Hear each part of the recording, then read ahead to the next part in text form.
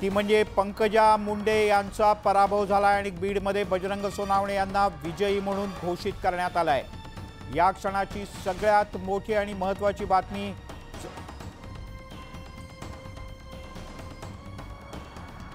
काटे की टक्कर होती बीडमध्ये आणि अखेर बजरंग सोनावणे विजयी झाले। सुरेश जाधव आपले प्रतिनिधी आपल्यासोबत आहेत। सुरेश, अखेर पंकजा मुंडे यांचा पराभव।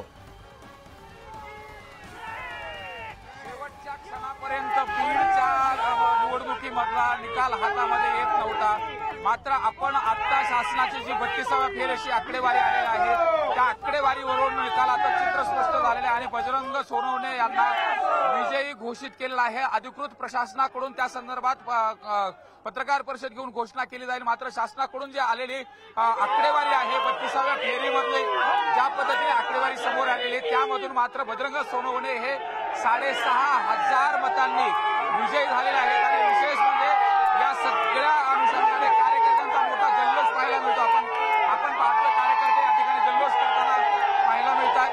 प्रशासनाकडे अधिकृतरित्या प्रशासनाकडे पंकजा मुंडे यांनी फेर मतमोजणीचं पत्र जरी दिलेलं होतं त्यावरती अद्याप प्रशासनाकडून कुठल्याही पद्धतीनं अधिकृतरित्या सांगितलं गेलं नाही। मात्र प्रशासनाने जी 32वी फेरी आहे त्या 32व्या फेरीमध्ये ज्या पद्धतीनं आकडे दिलेले आहेत त्यामध्ये बजरंग सोनवणे हे 6,500 मतांनी विजयी झालेले आहेत। हा मोठा विजय आहे।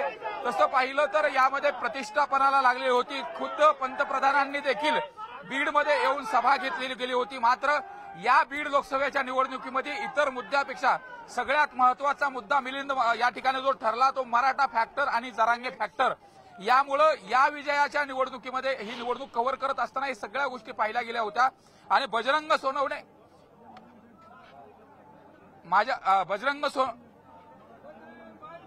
या ठिकाणी पाहिलं तर या ठिकाणी समर्थक आहेत। काय सांगाल, विजय झालेला आहे, कशा पद्धतीच्या भावना तुमच्या? आज या ठिकाणी धनशक्तीच्या विरुद्ध जनशक्तीचा हा विजय आहे। धनशक्तीच्या विरुद्ध जनशक्तीचा हा विजय आहे।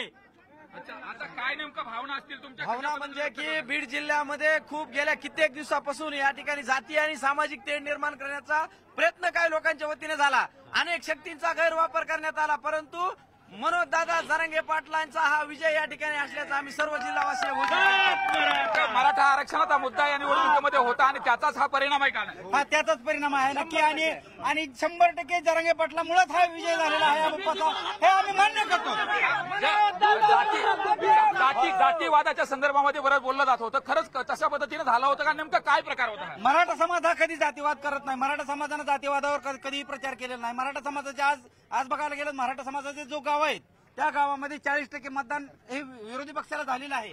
त्यामुळे आज आमचा मराठा समाजाचा कुठलाही जातीवादाचा मुद्दा झालेला नाहीये। मराठा समाजाने कुठल्याही प्रकारचा जातीवाद केलेला नाही। आता ज्या पद्धतीने आपण पाहतोय काटेकी टक्कर होती आणि शेवटच्या क्षणापर्यंत तुम्ही आजही इथलचं हे मैदान सोडलेलं नाहीये, आजही उत्सुकता होती। आता ज्या पद्धतीने 6,500 मतांनी हा विजय आहे, या विजयाचं सर्वस्वी श्रेय कोणाला जाऊ? गोरगरीब गरजवंत मराठा समाजाच्या सर्व ह्यांना म्हणजे मतदारांना जातं आणि सर्व मुस्लिम बांधव हा सिंहाचा वाटा आहे या विजयामध्ये। त्याच्यामुळे जरांगे पाटील फॅक्टर हा बीडमध्ये चाललेला आहे आणि ते सत्य आहे। आपण पाहतोय या ठिकाणी मोठ्या संख्येने या ठिकाणी कार्यकर्ते जल्लोष करतायत। विशेष म्हणजे ज्या पद्धतीने निवडणुकीमध्ये प्रचाराची रणधुमाळी मिलिंद पाहत होतो, आरोप प्रत्यारोप केले जात होते आणि बीडमध्ये खुद्द पंतप्रधानांची सभा झाली होती, नितीन गडकरींची सभा झाली होती, धनंजय मुंडे जे बीड जिल्ह्याचे पालकमंत्री आहेत ते देखील तळ ठोकून होते। जो मुंडे बहीण भावाचा संघर्ष मिटल्यानंतर 14 वर्षानंतर धनंजय मुंडे पंकजा मुंडेंचा प्रचार करत होते। या सगळ्या जरी मुद्द्यांचा पार्श्वभूमी असली तरी देखील बीडमध्ये जरांगे फॅक्टर आणि मराठा आरक्षणाच्या अनुषंगाने बीडमध्ये सरळ ओबीसी विरुद्ध मराठा ही लढत झाली आणि त्या लढतीमध्ये मराठा समाजाने बजरंग सोनवणे यामध्ये आणखी महत्वाचा विषय म्हणजे मुस्लिम मताची जी टक्केवारी आहे ती देखील बीडमध्ये मोठ्या प्रमाणात वाढली होती आणि ती मुस्लिम मताची टक्केवारी ती देखील बजरंग सोनवणे यांच्या पदरात पडली आणि त्यामुळेच हा जो काही बीड मधला विजय आहे या विजयाचे जे कांगोरे आपण पाहिलं, मुस्लिम त्याचबरोबर मराठा आणि